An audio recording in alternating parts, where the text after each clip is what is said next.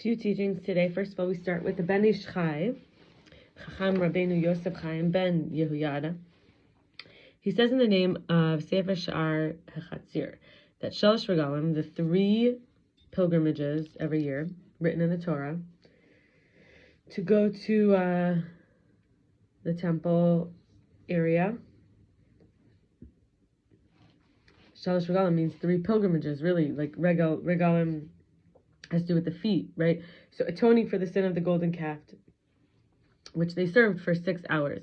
And the 60th nullifies something non-kosher mixed into a pot. So if let's say you have 60 servings of meat, and then you by mistake drop a serving of milk, it's nullified. So think about it. 7 days of Pesach, you have 168. 7 days of Sukkot, you have 168. By the way, it's called Batal Vashishim, nullification in the 60th. 168. 1 day Shavuos is 24. These are biblically prescribed Shalosh Regalim. So if you think about it, 60 times 6 is 360. So you would need 360 hours to nullify those 6 hours, and there you go. So it's nullified. Rabbi Zalman Sorotskin says that we don't always comprehend Hashem's conduct. We don't understand sickness, suffering, historical events like the Holocaust. They seem nonsensical to us, but we know Hashem is a master plan, limited only in our understanding by time and space.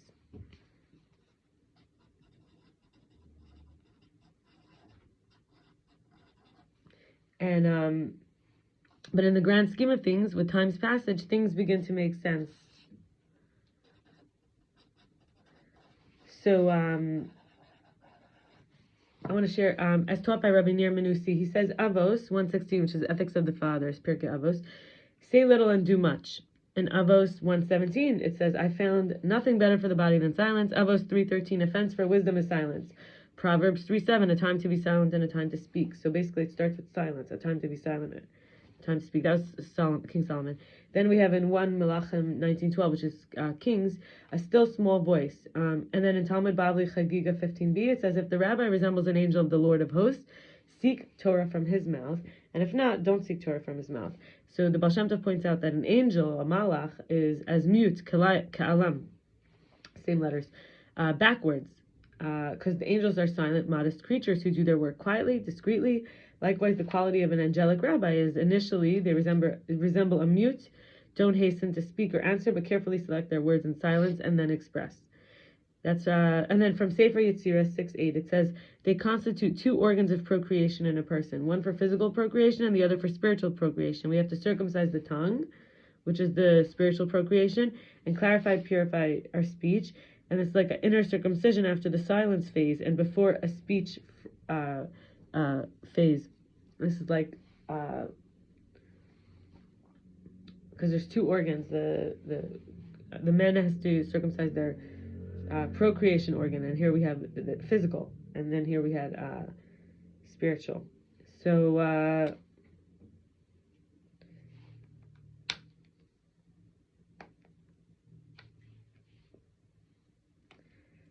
so where are we up to here? I wanted to share from the Lubavitcher Rebbe. So Lubavitcher Rebbe talks about correcting yourself before you correct others. Correcting in Hebrew also is the similar word as adorn, so as not to be the most basic divine service for alignment, but rather to the fullest extent, as if a bride. A child has no knowledge of the supernal attributes or chain-like manifestations of the various worlds and prays rather directly to the very essence of Hashem. The Alter Rebbe says, who do I have in the heaven, and with you I don't desire on earth. I desire no thing but you alone. So the Alter Rebbe is the first Lubavitcher Rebbe. So the Lubavitcher Rebbe that is sharing this is the 7th Lubavitcher Rebbe, and the 7th Chabad Rebbe. So the Alter Rebbe, because of the place. And the Alter Rebbe is also called the Grand Master, the old rabbi, which we would say is the one who started Chabad. He was the first one. Now Chabad is one of the types of Hasidus. So it's been growing and it's being refined and so on. So let's see.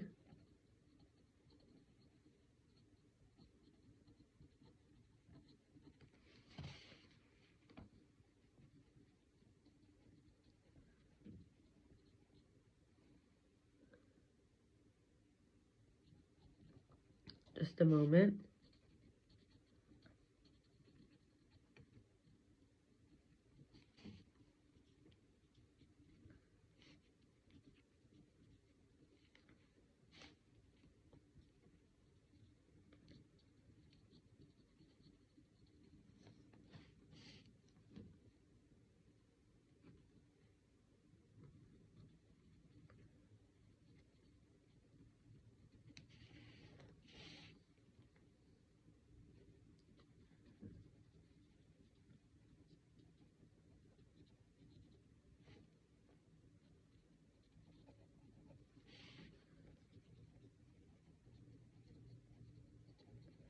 We have a few more comments from him. He says, the wise and understanding adults who have made efforts to intellectually comprehend everything and abundantly reason goodly, to have a personal take, and receive the training, the rational explanation from others.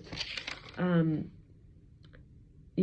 be needing to be extra cautious to prevent their intellect from acting like a concealing factor that obscures the purity and true essence of matters. So in other words, when the child prays directly to Hashem, the true essence, so basically to know Him truly, to the complete extent, if I were to know Him, I would be Him, the virtue of being uncomplicated. Because of their innocent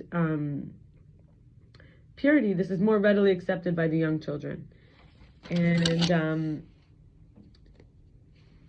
I'm thinking of moving back to Crown Heights, which is the hub of the Chabad movement. I moved back. This summer will be 3 years, about 2.5. It's over 2.5 years. It was very challenging to move back here and have my expectations of my family finally accepting me, loving me because I'm now a Torah observant, be completely unmet. It was a lot of grief. They stayed the same family I've always had, dysfunctional, rejecting me for being different and open-minded, basically not being open-minded. And even though I used to go and still go to therapy for years, at first trying to be who they wanted me to be, and despite me being that person for them, but liking, respecting, engaging with me was not as valuable as having a scapegoat, and yet they avoided their own internal work. And even my brother, who's the best pick of the bunch, lives in another state, never initiates contact, and is an intimacy avoidant personality, so he's only capable of small talk for the most part. And one last teacher for these kind of topics that we're sharing today is from Asher Crisp. He has a website called Inter-Inclusion, and so he says there's R.D. Laing's Existential Psychology.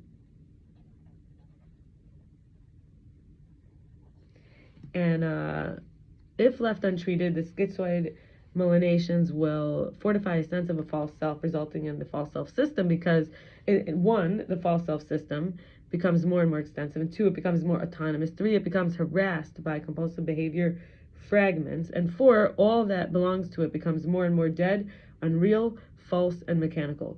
The schizophrenic may come to feel persecuted by life itself. The fact that these things exist, the 10 utterances, doesn't automatically offer instruction, which we get from the 10 commandments, as to how we're supposed to comfort ourselves. This is recently from the Torah portion. In the light of their existence. For that, we need the Sinai revelation, which just is also part of the Torah portion these days, in order to learn the proper way to harness and interrelate everything within creation. The tree of knowledge, the self-consciousness which causes us to hide behind a false self, in fact, the opportunity to attack and suppress the Jews at Purim time, which is coming up soon, within the month, as they, participate in the decadent feast of the king Achashverosh, the Jews included, having a duplicitous attitude that rationalizes that we have to act in a proper way in most ordinary situations, but permits us to let loose in an immoral way under other circumstances, like when in Rome, do what the Romans do, or what happens in Vegas stays in Vegas. It does place the psychic stumbling block that puts us at odds with ourselves, as in the tension of a real and a false self. That tree of knowledge holds the pretense of delivering a purely objective world where objects reside in and of themselves without being subject to anyone's subjectivity, much less that of divine subjectivity. The objective ideal, if handed over to the human, would pretend to be the perfect and complete currency, a whole shekel, when it's really half in truth. That's why all the Jews in the desert wilderness gave a half shekel after the sin of the golden calf, the original shekel, the coin, which is coming up soon. We have a parsha, we commemorate it, called Parsha Shkalim. In this way, the totalization of the objectivity of the object renders it ideal, this ideal, which puts it only half a step away from being an ideal. Knowing this, Haman offers at Purim, in order to kill the Jews, to King Achashverosh, he offers 600,000 divided by 2. 600,000, basically 10,000 kikar is a half shekel of the 600,000 root souls.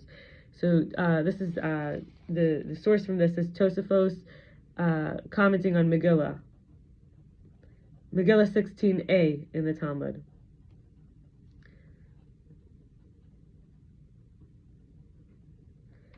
And as the official witnesses of the giving of the Torah, the 600,000 root souls, so he offered to combat their half shekels. He offered. So basically, everyone who came out of Egypt during the Exodus, in order to cover the entire community, with each individual having been manipulated using the person's fractured psyche, not knowing how to cope with our divided self, and more particularly the divine communal identity which fragmented, we almost succumb. Thankfully, unity is always an option. By donating our halfness to the communal offering, the rich and the poor give a half shekel, everyone gives a half shekel. We close the psychic social gaps, move beyond self-consciousness, and realize others are essential to our own completion. And to heal the world, we're forced to take into consideration how our social psychology makes or breaks our experience of divinity. And we'll stop here. Wishing you a very beautiful evening. It's going to be soon, in like a little over an hour. It's going to be my English, or my secular birthday, my solar birthday. I'll be 34, and it will be February 24, where I live.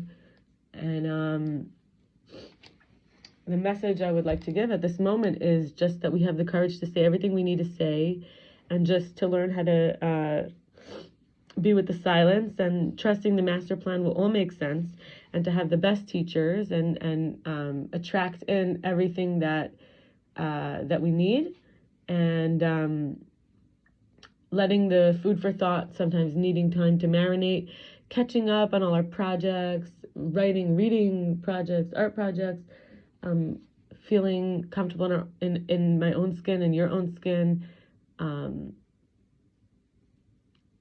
the brightness and the darkness, seeing the light of the black hole, how it's never actually been a void, self-bonding,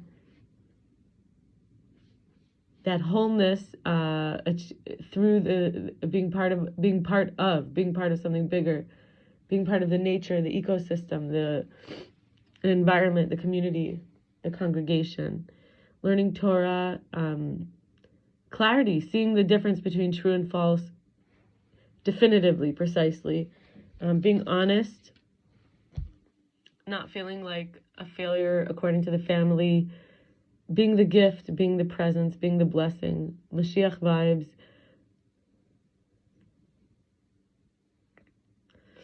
able to reflect out into the world the most amazing miracles,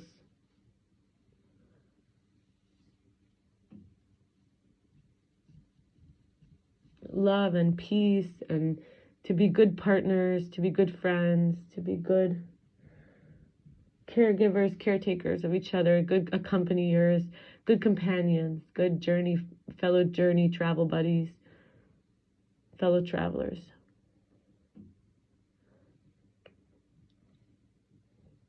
To handle transitions, being replanted.